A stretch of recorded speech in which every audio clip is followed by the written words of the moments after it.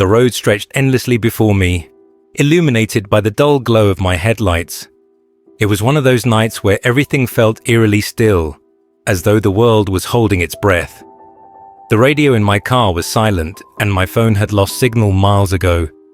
It was just me, my car, and the vast darkness of a deserted highway slicing through dense woods. I wasn't supposed to be driving this late, but plans had a way of going sideways. My sister's flight got delayed, and the small-town airport she was landing at was 2 hours away. I told myself I'd make it there and back before fatigue could set in. Yet, as the minutes ticked by and the trees grew taller and more oppressive, unease began to gnaw at me. I glanced at the clock on the dashboard. 2:13 a.m. The forest around me seemed alive, its branches twisting like skeletal hands reaching for the asphalt. I tried to laugh at my overactive imagination. "Get a grip," I muttered to myself. That's when I saw it. A figure stood at the edge of my headlights, right in the middle of the road. I slammed on the brakes, my car screeching to a halt. My heart pounded in my chest as the figure loomed closer. It wasn't moving. It just stood there, swaying slightly, like it was struggling to stay upright. I rolled down the window slightly, the night air biting against my skin. "Hey, are you okay?" I called out. My voice sounded small, uncertain. The figure tilted its head, but it didn't answer. The longer I looked, the more something felt off. Its outline was blurry, like it wasn't quite solid. Its face, if it had one, was obscured by shadow. A cold sweat broke out on my neck. I didn't wait for it to respond again. Shifting into reverse, I backed away slowly, my headlights illuminating the strange figure as I put distance between us. It didn't chase me. It didn't need to. A sound erupted from behind, a loud metallic bang that made me jump so violently I nearly hit the steering wheel. Spinning around, I saw the unmistakable sight of a shattered rear window. Something had struck it, but the road behind me was empty. I floored it, speeding past the figure. But as I did, the air inside the car grew freezing. My breath came out in visible puffs, and the radio crackled to life, spewing static and distorted whispers. "Turn back." My knuckles turned white as I gripped the steering wheel. I didn't look in the rearview mirror. I didn't want to know if the figure was still standing there, or worse, if it was closer. The woods grew denser, the trees leaning in like curious onlookers. The road ahead seemed impossibly narrow, the asphalt buckling and cracking as though it hadn't been driven on in years. My headlights flickered and panic clawed at my chest. I spotted a sign ahead, its letters barely legible through the grime and rust. It read, Deadwood Road. That name wasn't familiar. I'd taken this route before, but I didn't remember seeing a turnoff like this. I should have stopped, pulled over, and checked the map. But my instincts screamed at me to keep going. I pressed on, even as my car sputtered in protest. The forest swallowed me whole. The road became a winding labyrinth, and the trees seemed closer than ever, their branches scratching against the car like nails on a chalkboard. Then, the headlights caught movement again. This time, it wasn't just one figure. A group of them stood on either side of the road, their heads all tilted at that same unnatural angle. My stomach lurched as I realized they were identical. Same height, same blurry outlines, same featureless faces. I slowed down, afraid to hit them, but as soon as I did, the engine died. "No, no, no, no," I yelled, frantically twisting the key in the ignition. The car refused to start, its battery light blinking mockingly on the dashboard. The whispers returned louder now, a cacophony of disjointed voices spilling from the radio. "Don't belong here. You can't leave. Turn back." The figures began to move. Slowly, mechanically, they stepped toward the car. I locked the doors, my hands trembling so violently I could barely press the button. My heart felt like it was going to burst out of my chest. "Leave me alone," I screamed. But the figures didn't stop. One of them reached out and placed a hand on the hood of the car. It left no mark, no smudge, just a spreading cold that seemed to seep through the metal and into the cabin. I couldn't take it anymore. I grabbed my phone, hoping against hope that I could call for help. No signal. Of course. And then the lights went out. Not just my headlights, all the lights. The dashboard, the overhead lamp, even the glow of my phone screen. Darkness enveloped me completely. I couldn't see them, but I could hear them. Footsteps on gravel. The sound of hands scraping against the windows. And then came the voices. They weren't whispers anymore.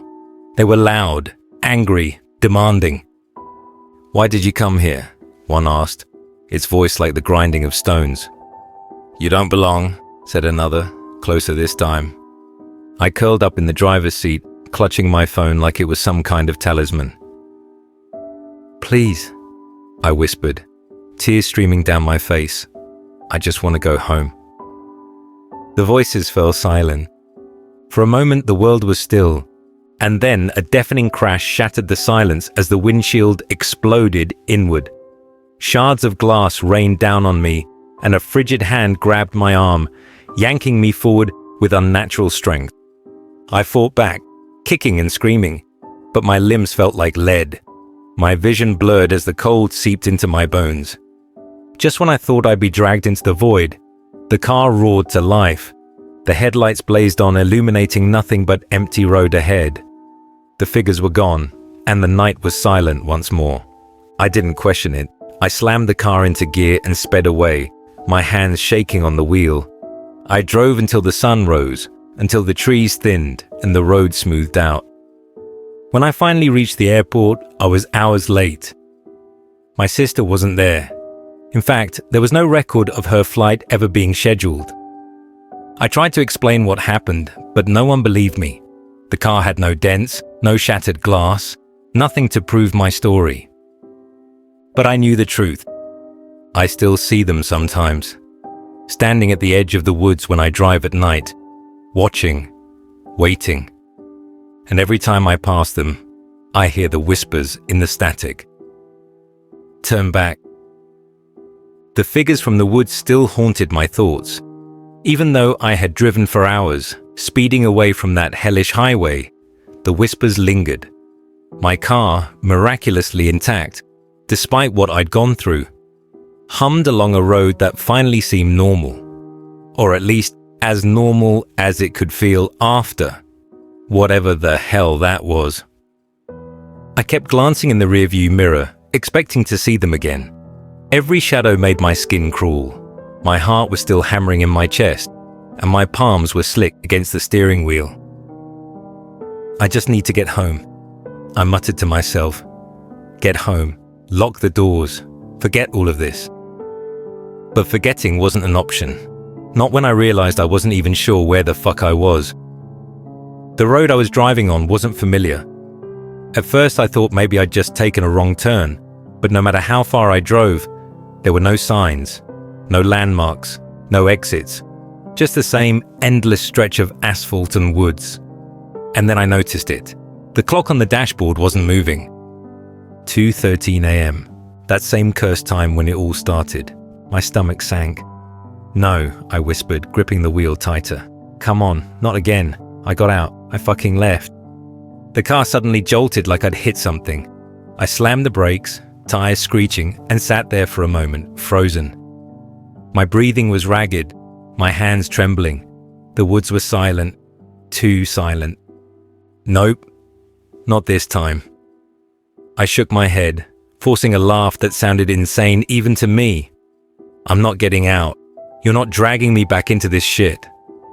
But when I looked ahead, the road was gone. In its place was a long dirt path leading deeper into the forest. My heart dropped. I threw the car into reverse, slamming on the gas. The engine roared, but I didn't move. "What the fuck?" I shouted, hitting the wheel. The car wouldn't budge. Then the whispers returned louder than before. "You think you left? You never left." A chilling wind swept through the car, even though the windows were shut tight. The hairs on the back of my neck stood up as I turned to look over my shoulder. They were back.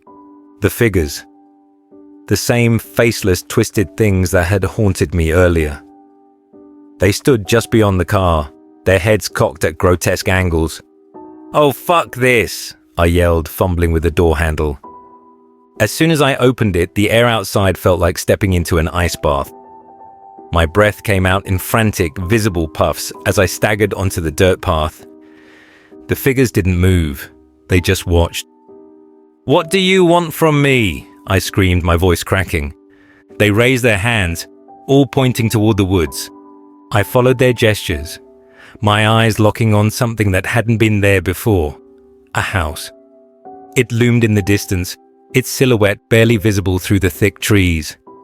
It was old, ancient even, with a sagging roof and crooked windows that seemed to stare back at me. "Nope, not doing it," I said aloud, backing toward the car. "I'm not going in there, fuck you and your creepy-ass house." The whispers became a roar, an unbearable cacophony that drowned out my own thoughts. "You brought this. You owe us. Go inside." The car doors slammed shut behind me, locking themselves. I jumped, spinning around to grab the handle, but it wouldn't budge. The engine revved once, sputtered, and then died completely. "Fine," I snapped, throwing up my hands. "Fine, you creepy sons of bitches, I'll play your stupid game." The woods seemed to shiver as I stomped toward the house. Every step felt heavier, like the ground itself was fighting me. The air grew colder, thicker, and the whispers never stopped. "This is your fault. See what you left behind." The door to the house was already open when I reached it. The inside was dark, pitch black, and it smelled like rot, like something had died a long time ago and no one had bothered to clean it up. "Hello?" I called out, my voice echoing back at me. "Is this the part where you kill me? Let's just get it over with." The door slammed shut behind me.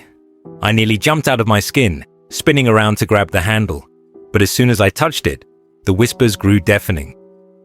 "No escape. Look." The room lit up suddenly, bathed in an eerie, flickering light, and there, in the center, was a mirror. It was massive, its frame carved with strange symbols that seemed to writhe and shift when I looked too long. The glass was cracked in places, but I could still see my reflection, or what I thought was my reflection. But the person in the mirror wasn't me. They looked like me, sure, the same face, the same clothes, but their eyes were empty, black pits that stared back at me with an intensity that made my skin crawl. "Who the fuck are you?" I whispered, stepping closer. The reflection smiled, not a normal smile. It stretched too far, splitting its face open like a grotesque mask. And then it moved. Before I could react, the thing in the mirror pressed its hand against the glass.